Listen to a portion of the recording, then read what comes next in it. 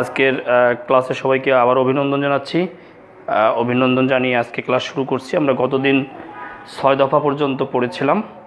আমরা খুব কেয়ারফুললি এই জায়গাটা পার করব, মানে খুব তাড়াহুড়া করব না এই জায়গায়, কারণ এই জায়গাটা খুবই গুরুত্বপূর্ণ আপনার পরীক্ষার জন্য। বিভিন্ন ধরনের প্রশ্ন আসবে এখান থেকে।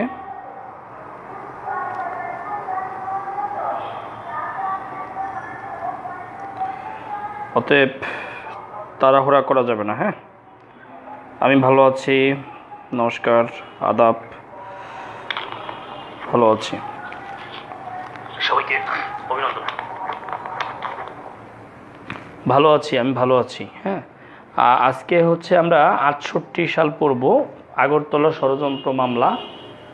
লেখেন, আগরতলা ষড়যন্ত্র মামলা 1968 সাল লিখবেন। আজকে পরীক্ষা নেই। হ্যাঁ, আজকে পরীক্ষা নাই, পিডিএফ আমরা দেই নেই, কারণ হচ্ছে একবারে এগুলো দিচ্ছি। আজকে হয়তো সন্ধ্যার দিকে পাবেন বা কালকে পাবেন।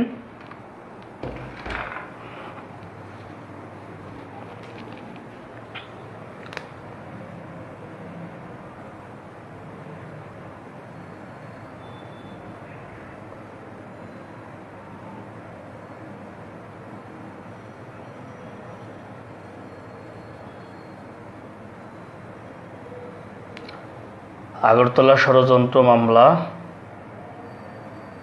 1968 লেখেন।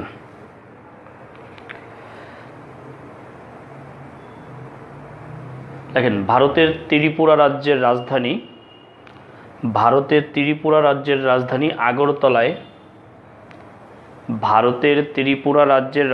আগরতলায় শেখ মুজিবুর রহমান ও তার সহযোগীরা ভারতের ত্রিপুরা রাজ্যের রাজধানী আগরতলায় শেখ মুজিবুর রহমান ও তার সহযোগীরা ভারতের সহযোগিতায়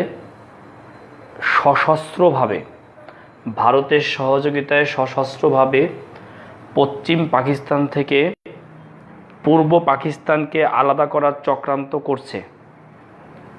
কি বলছি? ভারতের ত্রিপুরা রাজ্যের রাজধানী আগরতলায়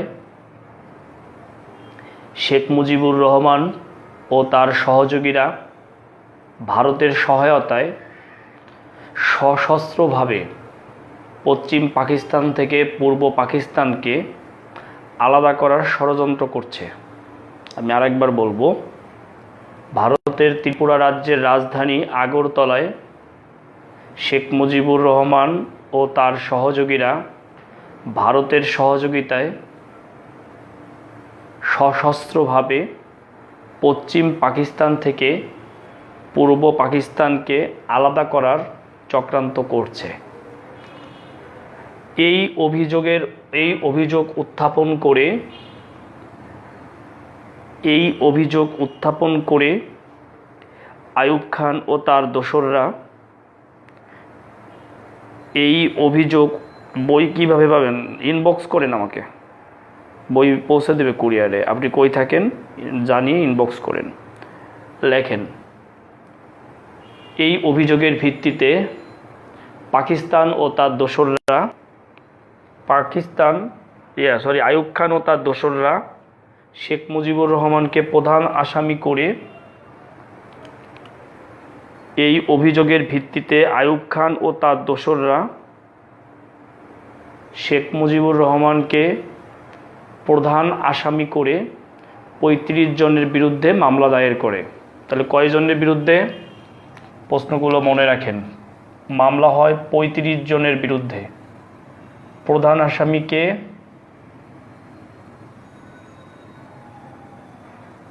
শেখ মুজিবুর রহমান।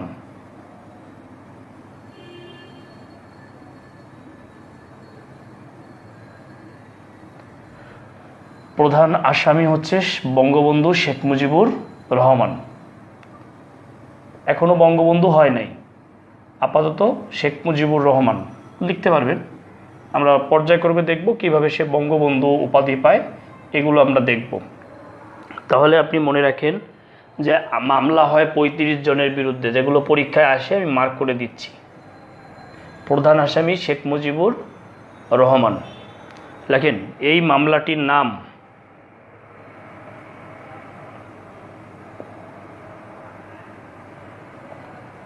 আগরতলা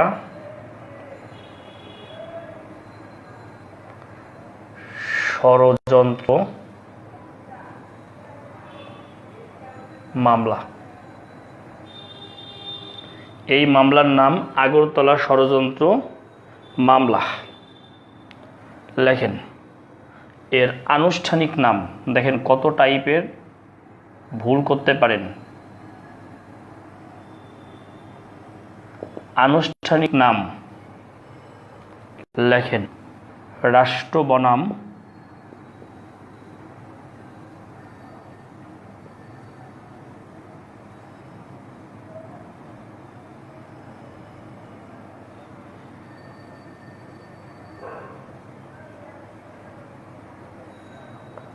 শেখ মুজিবুর রহমান।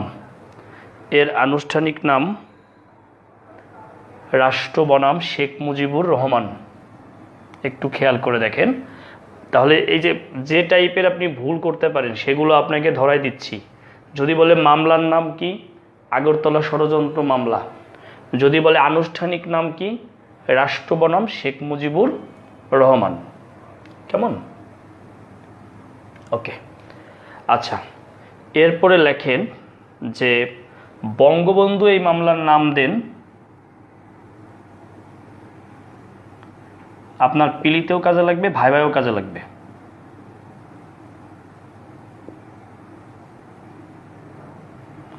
বঙ্গবন্ধু এই মামলার নাম দেন ইসলামাবাদ ষড়যন্ত্র মামলা।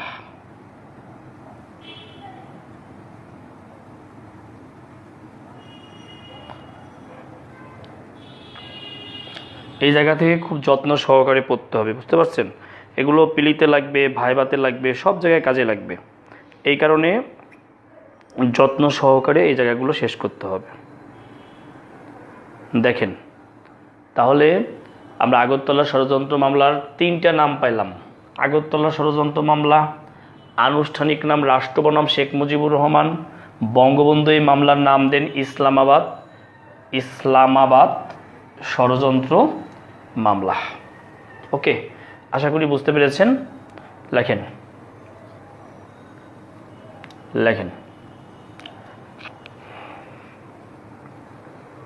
এরপরে লিখবেন, এটুকু লেখা হয়েছে, একটু কমেন্টস করেন তো দেখি, একটু কমেন্টস করেন। শোনেন, আপনাদেরকে ইংরেজির জন্য যে টিচার আমি দিয়েছি, দেশ সেরা একজন ইংরেজির টিচার। তারপরেও যদি আপনারা ডেমো ক্লাস করতে চান করতে পারেন, কোনো সমস্যা নেই, বুঝতে পেরেছেন? ম্যাথমেটিক্সেরও একজন দেশ সেরা টিচার আপনাদেরকে দিব।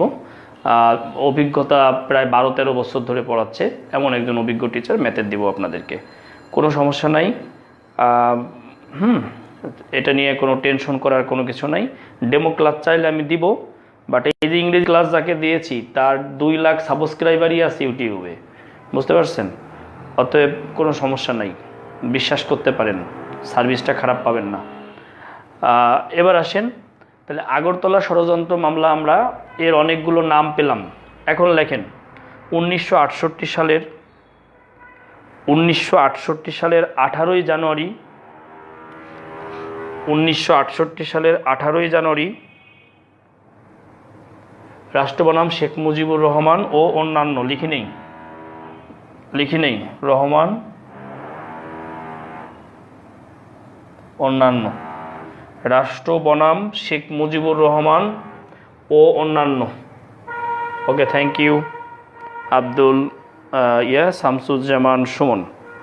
ইংরেজির কি পিডিএফ দেওয়া হবে? আচ্ছা, বিস্তারিত বলবো, ইংরেজির গ্রুপে বলবো, ইংরেজির গ্রুপে যারা গেছেন ওখানে বলবো। 18 জানুয়ারি 1968 ঢাকায় এই মামলা দায়ের করা হয়। লেখেন এই মামলার তথ্য ফাঁস করে দেন পাকিস্তান ইন্টেলিজেন্সের সদস্য,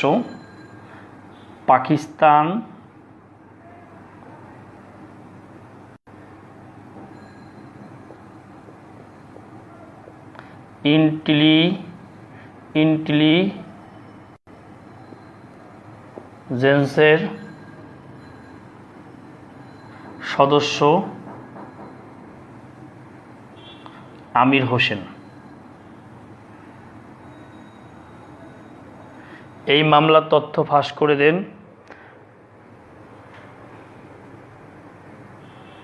স্যার। আমাদের জন্য যাদের হায়ার করেছেন ওনারা কি চাকুরি ক্লাস নিয়ে থাকেন? কনফিডেন্সের টিচার, বিসিএস কনফিডেন্সের টিচার, বুঝতে পেরেছেন? শিপন খান, বিসিএস কনফিডেন্সের টিচার। পাকিস্তান ইন্টার ইন্টেলিজেন্সের সদস্য আমির হোসেন। লেখেন তৎকালীন প্রধান বিচারপতি ছিলেন, এটা পরীক্ষায় আসে। তৎকালীন প্রধান বিচারপতি ছিলেন, লেখেন তৎকালীন প্রধান বিচারপতি ছিলেন এস এ রহমান। এই নামটা সবাই মুখস্থ রাখবেন। এস এ রহমান প্রধান বিচারপতি ছিলেন, এটার আসে প্রধান বিচারপতি, খুবই গুরুত্বপূর্ণ। এস এ রহমান, বুঝতে পেরেছেন? প্রধান বিচারপতি এস এ রহমানের নেতৃত্বে এই বিচার কার্য পরিচালনা করা হয়। সব গুরুত্বপূর্ণ তথ্য এক জায়গায় দিয়ে দিলাম। লেখেন 19শে জুন ঢাকার সেনানিবাসে এই বিচার প্রক্রিয়া শুরু হয়। বিচার প্রক্রিয়া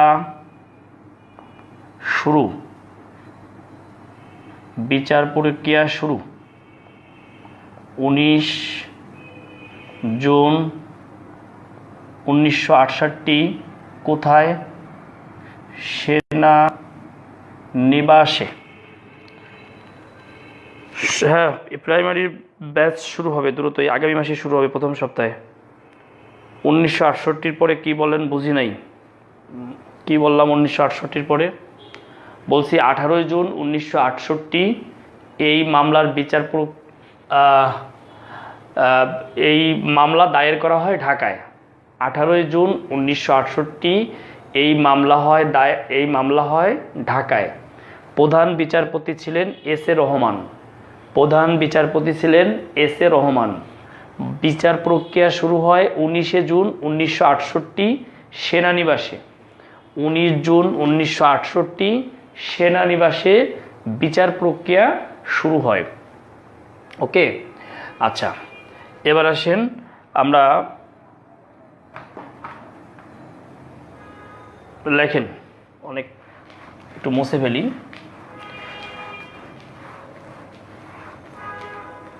লেখেন বঙ্গবন্ধুর পক্ষে মামলা পরিচালনা করেন বা শেখ মুজিবুর রহমানের পক্ষে মামলা পরিচালনা করেন sir Thomas Williams.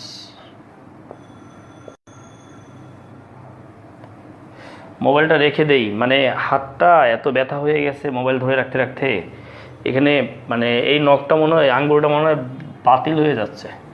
Sir Thomas Williams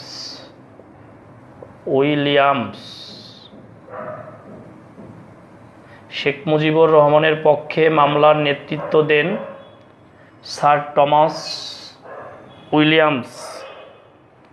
ব্রিটেনের আইনজীবী, লেখেন ব্রিটিশ আইনজীবী বা ব্রিটেনের বিখ্যাত আইনজীবী sir Thomas Williams Sheikh Mujibur রহমানের পক্ষে মামলা পরিচালনা করেন। ব্রিটেনের বিখ্যাত আইনজীবী স্যার টমাস উইলিয়ামস। মামলার 2 নং আসামি, সবার নাম মুখস্থ করার দরকার নাই, 2 নং আসামির নামটা মুখস্থ করেন। লেখেন মামলার 2 নং আসামি ছিলেন lieutenant commander Moazzem Hossain. Lieutenant commander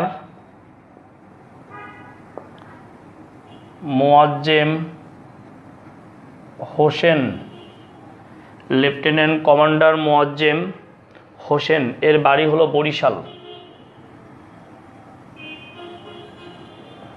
এর বাড়ি হচ্ছে কোথায়? বরিশাল হচ্ছে এর বাড়ি। সার্জেন্ট জহুরুল হক এর নামটা মনে রাখতে পারেন, 17 নং আসামি। সার্জেন্ট জহুরুল হক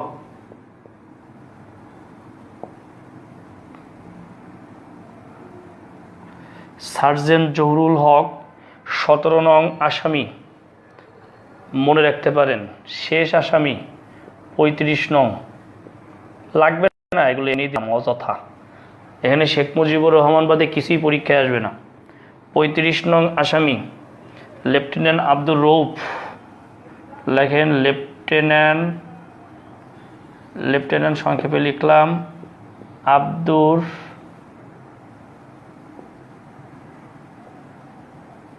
রৌফ, লেফটেন্যান্ট আব্দুর রৌফ। বুঝতে পেরেছেন? এই 3 জন আসামির নাম আপনি মনে রাখতে পারেন বঙ্গবন্ধুর পাশাপাশি। মামলার পরের দিনই বিচার। ওয়াও! সুমন স্যার কনফারেন্সের টিচার, সেটা বলছেন কি স্যার?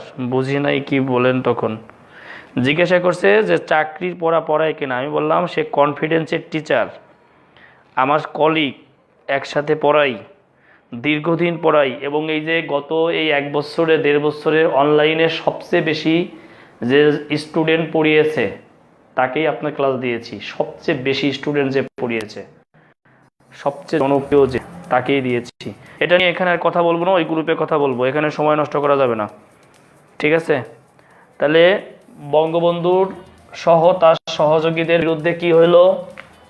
মামলা হইল, বিচার হইল, বিচার প্রক্রিয়া শুরু হইল।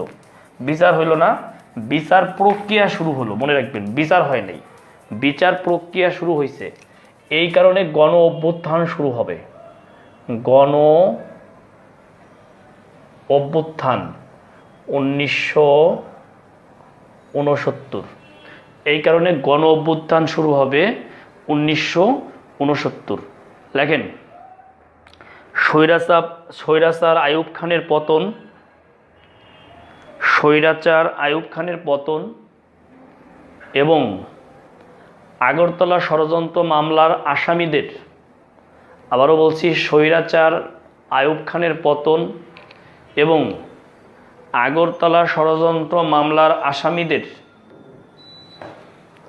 স্বৈরাচার আইয়ুব খানের পতন এবং আগরতলা ষড়যন্ত্র মামলার আসামিদের মামলা প্রত্যাহারের লক্ষ্যে 5 জানুয়ারি 1969 তারিখটা মনে রাখেন। এর আগের দিনও লেখাই দিছি। 5 জানুয়ারি 1969 পূর্ব পাকিস্তান ছাত্রলীগ, লেখেন 5 জানুয়ারি 1969 পূর্ব পাকিস্তান ছাত্রলীগ, ছাত্র ইউনিয়নের 2টি গ্রুপ, পূর্ব পাকিস্তান ছাত্রলীগ, ছাত্র ইউনিয়নের 2টি গ্রুপ, জাতীয় ছাত্র ফেডারেশনের একাংশ, জাতীয় ছাত্র ফেডারেশনের একাংশ নিয়ে সর্বদলীয় ছাত্র সংগ্রাম পরিষদ গঠিত হয়। সর্বদলীয় ছাত্র সংগ্রাম, এটা আগের দিন লেখাই দিছি, হ্যাঁ, পরিষদ গঠিত হয়। সর্বদলীয় ছাত্র সংগ্রাম পরিষদ গঠিত হয়। আমি আবারও বলি, স্বৈরাচার আইয়ুব খানের পতনের লক্ষ্যে এবং আগরতলা ষড়যন্ত্র মামলার আসামিদের মামলা প্রত্যাহারের দাবিতে পূর্ব পাকিস্তান ছাত্রলীগ, আমি ধীরে ধীরেই বলতেছি ভাই, অনেক ধীরে ধীরে বলতেছি, জয়নাল আবেদিন, হ্যাঁ,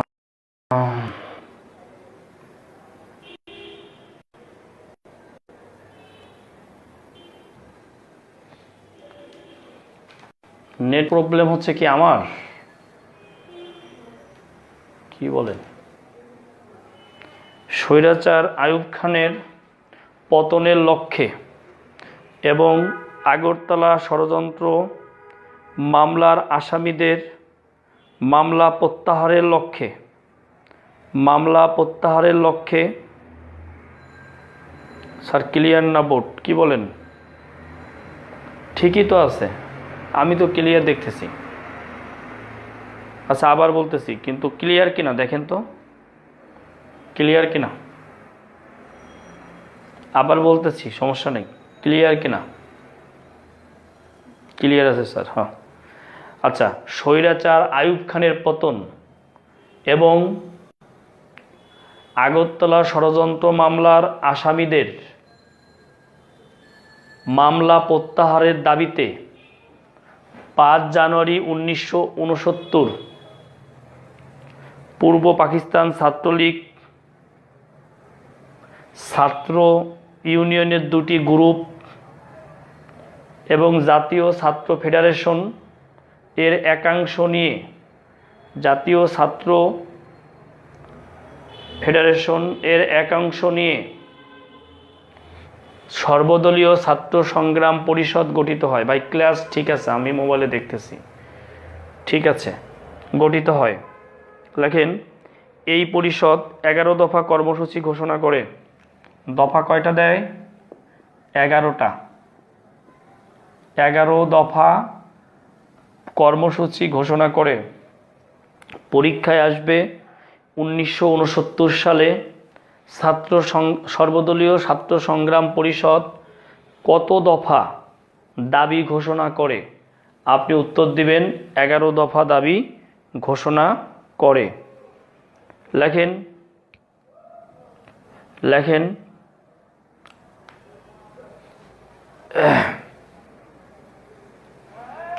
লেখেন 11 দফার ভিত্তিতে গণ অভ্যুত্থান শুরু হয়।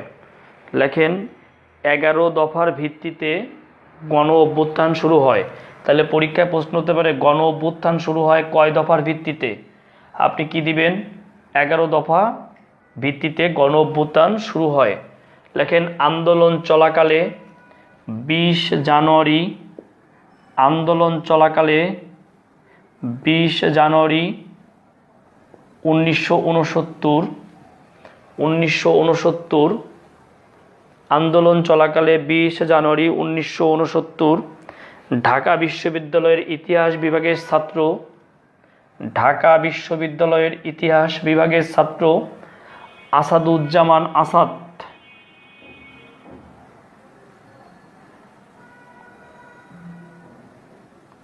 আসাদুজ্জামান আসাদ পুলিশের গুলিতে শহীদ হন। আসাদুজ্জামান আসাদ পুলিশের গুলিতে শহীদ হন। আসাদুজ্জামান আসাদ পুলিশের গুলিতে শহীদ হন। লিখে রাখেন 20 জানুয়ারি আসাদ দিবস। 20 জানুয়ারি আসাদ দিবস। 20 জানুয়ারি 1969 ঢাকা বিশ্ববিদ্যালয়ের ইতিহাস বিভাগের ছাত্র আসাদুজ্জামান আসাদ পুলিশের গুলিতে নিহত হন। 20 জানুয়ারি আসাদ দিবস। লিখে রাখেন 20 জানুয়ারি কি দিবস? আসাদ দিবস। এখানে বেশ কিছু গুরুত্বপূর্ণ তথ্য আছে যেগুলি আমাদেরকে কিন্তু মনে রাখতেই হবে। লেখেন 24 জানুয়ারি 1969, 24 জানুয়ারি 1969, 24 জানুয়ারি 1969 ঢাকার বকশীবাজারে অবস্থিত। 24 জানুয়ারি 1969 ঢাকার বকশীবাজারে অবস্থিত নবকুমার ইনস্টিটিউটের ছাত্র, ঢাকার বকশীবাজারে অবস্থিত। এখানে ডিটেলস পড়াচ্ছি, কারণ হচ্ছে আপনার পিলিতেও লাগবে, ভাইভাতেও লাগবে। ভাইবার প্রস্তুতি একবারে দিয়ে দিচ্ছি। 24 জানুয়ারি 1969 ঢাকার বকশীবাজারে অবস্থিত নবকুমার ইনস্টিটিউটের ছাত্র মতিউর রহমান পুলিশের গুলিতে নিহত হয়। মতিউর রহমান পুলিশের গুলিতে নিহত হয়। পুলিশের গুলিতে নিহত হয় বা শহীদ হয় লিখতে। ঢাকায় বকশীবাজারে অবস্থিত নবকুমার ইনস্টিটিউটের ছাত্র, নবকুমার ইনস্টিটিউট, হ্যাঁ ইংলিশের পিডিএফ পাবেন। নবকুমার ইনস্টিটিউটের ছাত্র মতিউর রহমান নিহত হয়। কবে নিহত হয়? 24শে জানুয়ারি। এই 24শে জানুয়ারি হচ্ছে গণ অভ্যুত্থান দিবস। 24শে জানুয়ারি হচ্ছে গণ অভ্যুত্থান দিবস। লিখে রাখেন, গণ অভ্যুত্থান দিবস 24 জানুয়ারি। This very important. লিখে রাখেন, গণ অভ্যুত্থান দিবস 24শে জানুয়ারি। লেখেন 15ই ফেব্রুয়ারি 1969, 15ই ফেব্রুয়ারি 1969, 15ই ফেব্রুয়ারি 1969 সার্জেন্ট জহুরুল হককে গুলি করে হত্যা করা হয়। 15ই ফেব্রুয়ারি 1969 সার্জেন্ট জহুরুল হককে গুলি করে হত্যা করা হয়। 15ই ফেব্রুয়ারি 1969 সার্জেন্ট জহুরুল হককে গুলি করে হত্যা করা হয়। লেখেন 18ই ফেব্রুয়ারি রাজশাহী বিশ্ববিদ্যালয়ের প্রক্টর, 18ই ফেব্রুয়ারি 18ই ফেব্রুয়ারি রাজশাহী বিশ্ববিদ্যালয়ের প্রক্টর, রসায়ন বিভাগের অধ্যাপক, রাজশাহী বিশ্ববিদ্যালয়ের প্রক্টর,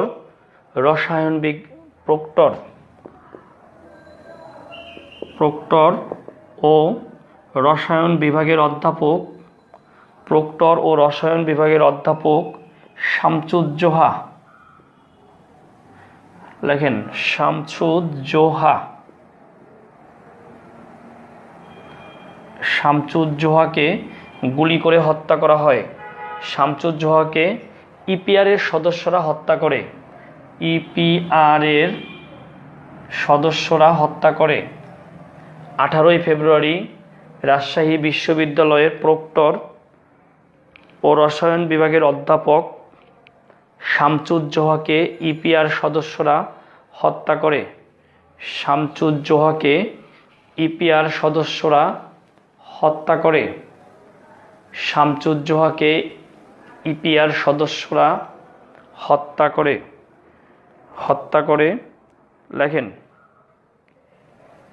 এর প্রতিবাদে ও গণ আন্দোলনের চাপের মুখে, এর প্রতিবাদে ও গণ আন্দোলনের চাপের মুখে, এর প্রতিবাদে এবং গণ আন্দোলনের চাপের মুখে আইয়ুব খান 22শে ফেব্রুয়ারি মামলা প্রত্যাহার করে নেয়। কতই ফেব্রুয়ারি?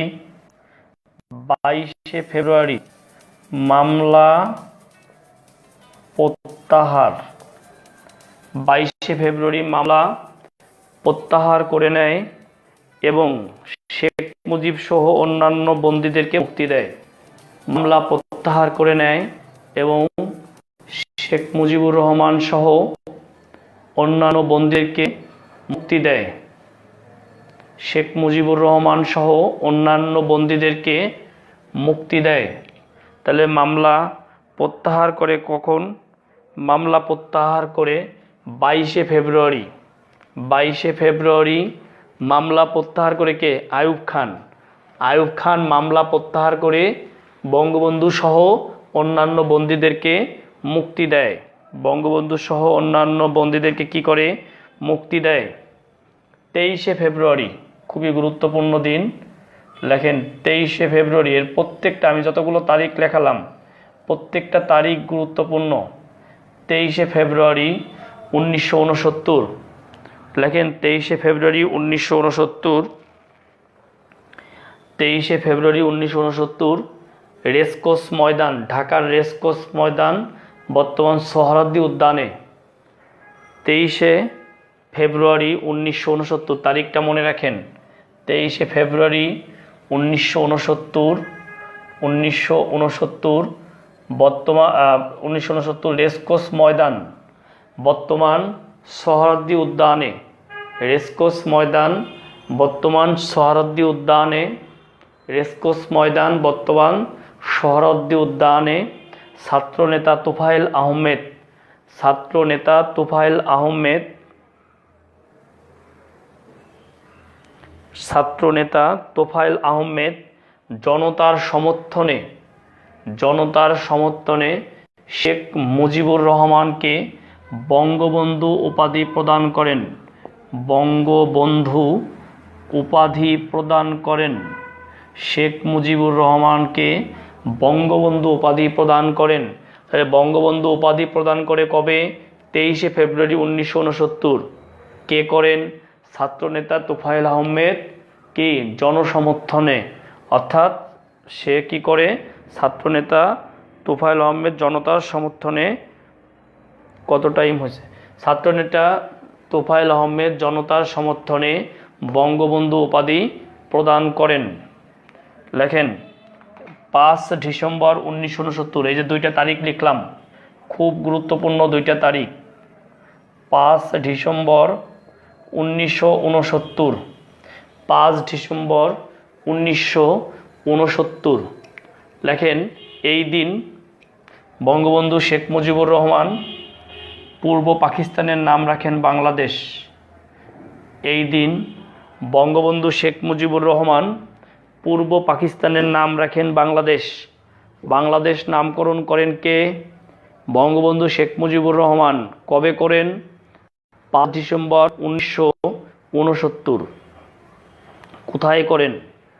শহীদ সোহরাওয়ার্দীর মৃত্যুবার্ষিকীতে উপস্থিত নেতাকর্মীদের সামনে। শহীদ সোহরাওয়ার্দীর মৃত্যুবার্ষিকীতে উপস্থিত নেতাকর্মীদের সামনে। তাই 5 ডিসেম্বর 1969 পূর্ব পাকিস্তানের নাম হয় বাংলাদেশ। এই নামকরণটি করেন বঙ্গবন্ধু শেখ মুজিবুর রহমান। কোথায় করেন? শহীদ সোহরাওয়ার্দীর মৃত্যুবার্ষিকীতে নেতাকর্মীদের সামনে বা নেতাকর্মীদের উপস্থিতিতে তিনি এই নামটি প্রচার করেন। যাই হোক, আমরা গণ অভ্যুত্থান দেখলাম। গণ অভ্যুত্থানের কতগুলো ফলাফল হয়েছে। এক হইল শেখ মুজিবুর রহমান বঙ্গবন্ধু উপাধি পেল। আইয়ুব খান এই শেখ মুজিবুর রহমান সহকারে বন্দীদেরকে মুক্তি দিল। আরেকটা কি হলো? বঙ্গবন্ধু শেখ মুজিবুর রহমান পূর্ব পাকিস্তানের নাম বাংলাদেশ রাখলেন। আর একটা ঘটনা ঘটবে, আইয়ুব খান পদত্যাগ করবে। আইয়ুব খান আর থাকবে না। ওই যে গত ক্লাসে দেখছেন, আইয়ুব খান বন্দুকের নলের মুখে ইস্কান্দার মির্জাকে কি সস্টিক লন্ডনে পাঠিয়ে দিয়ে ক্ষমতা দখল করলো।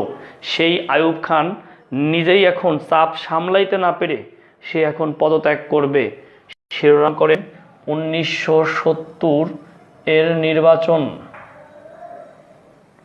শিরোনাম করেন 1970 এর নির্বাচন। শিরোনাম করবেন 1970 এর নির্বাচন। 1970 এর নির্বাচন। লেখেন 25শে মার্চ 1969। 25শে মার্চ 1969। ভাই একটার মধ্যে আর একটা প্রশ্ন করেন, পার্সোনাল প্রবলেম থাকলে ইনবক্স করেন, কোনো সমস্যা নেই। একটা মুড চেঞ্জ করেন কেন? 1970 এর নির্বাচন। লেখেন 25শে মার্চ 1969। আইয়ুব খান গণ অভ্যুত্থানের চাপের মুখে সেনাপ্রধান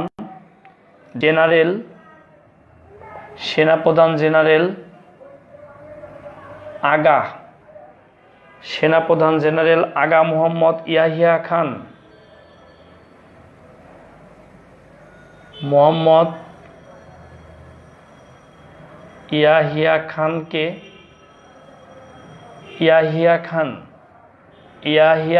পুরো নাম কি? জেনারেল আগা মোহাম্মদ ইয়াহিয়া খানের নিকট ক্ষমতা হস্তান্তর করেন। জেনারেল আগা মোহাম্মদ ইয়াহিয়া খানের নিকট ক্ষমতা হস্তান্তর করেন। তাহলে আইয়ুব খান কি করলো? চাপের মুখে ক্ষমতা ছেড়ে দিল। কাকে? জেনারেল আগা মোহাম্মদ ইয়াহিয়া খানের কাছে ক্ষমতা হস্তান্তর করলো। এবার ক্ষমতায় কে? এবার আর ক্ষমতায় আইয়ুব খান নাই। এবার ক্ষমতায় কে? এবার ক্ষমতায় হচ্ছে আগা মোহাম্মদ ইয়াহিয়া খান। ইয়াহিয়া খান ক্ষমতায় এসেই সে ঘোষণা দিল, সে সামরিক শাসন জারি করলো। প্রথম কাজ করলো কি? সামরিক শাসন জারি। আবার সামরিক শাসন জারি। সামরিক শাসন জারি দ্বিতীয়বারের মতো, সেকেন্ড টাইম। প্রথম টাইম আইয়ুব খান দিয়েছিল, আগা মোহাম্মদ ইয়াহিয়া খান আবার সামরিক শাসন জারি করলো। এই যে সামরিক শাসন জারি করার পর সে ঘোষণা দিল নির্বাচিত প্রতিনিধিদের নিকট ক্ষমতা হস্তান্তর করবে। ইয়াহিয়া খান ঘোষণা দিল নির্বাচিত প্রতিনিধিদের নিকট ক্ষমতা হস্তান্তর করবে, এই কারণে নির্বাচনের ব্যবস্থা করবে। আমরা নির্বাচনটা দেখি, প্রথমেই দেখি জাতীয় পরিষদ নির্বাচন।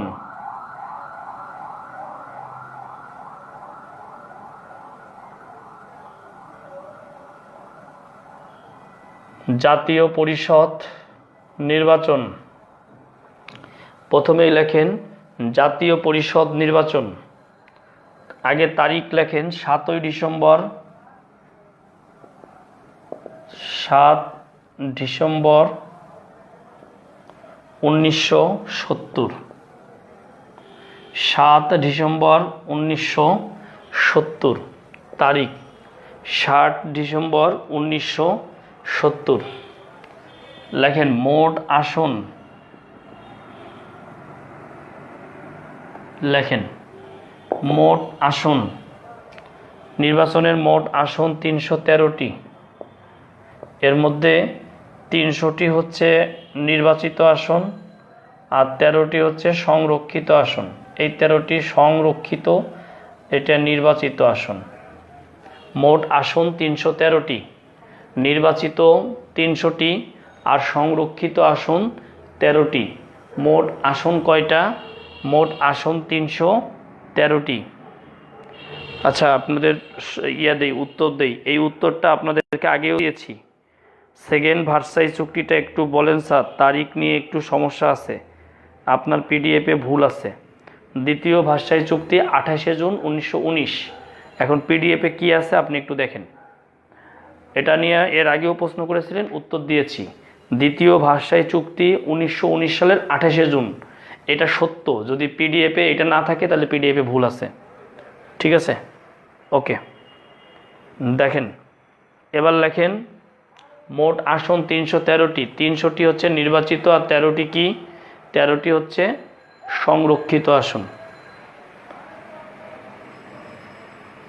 13টি হচ্ছে সংরক্ষিত আসন। লেখেন পূর্ব পাকিস্তানের আসন,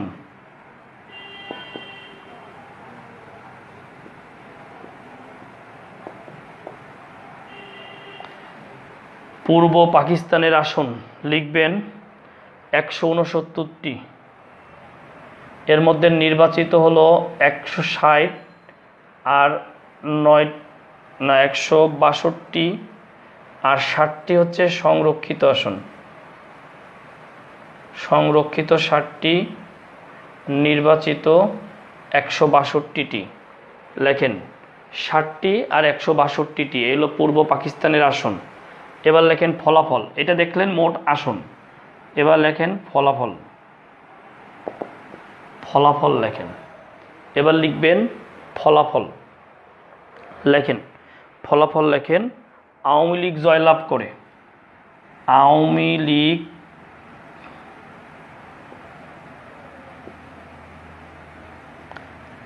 লীগ জয়লাভ করে। আওয়ামী লীগ জয়লাভ করে কয়টা আসন পায়? 167টি। 160টি নির্বাচনে আর 60টি কি? সংরক্ষিত। দেখেন 167, 160 প্লাস 7, আওয়ামী লীগ জয়লাভ করে 167টি। 160 প্লাস 7, এটা আওয়ামী লীগ জয়লাভ করে। এটা হলো জাতীয় পরিষদের নির্বাচন। আরেকটা নির্বাচন হয়, সেটা হচ্ছে প্রাদেশিক পরিষদের। আমরা প্রাদেশিক পরিষদের নির্বাচনটা দেখব। প্রাদেশিক পরিষদের, প্রাদেশিক পরিষদ লেখেন প্রাদেশিক পরিষদের নির্বাচন হয় 17ই ডিসেম্বর। 17ই ডিসেম্বর 1970 প্রাদেশিক পরিষদ, এখানেও লেখেন মোট আসন, এখানে লেখেন মোট আসন 310টি, নির্বাচিত 310, সংরক্ষিত, মোট আসন 310টি, নির্বাচিত 310, সংরক্ষিত আসন লেখেন। এরপরে লেখেন আওয়ামী লীগ জয়লাভ করে, এখান থেকে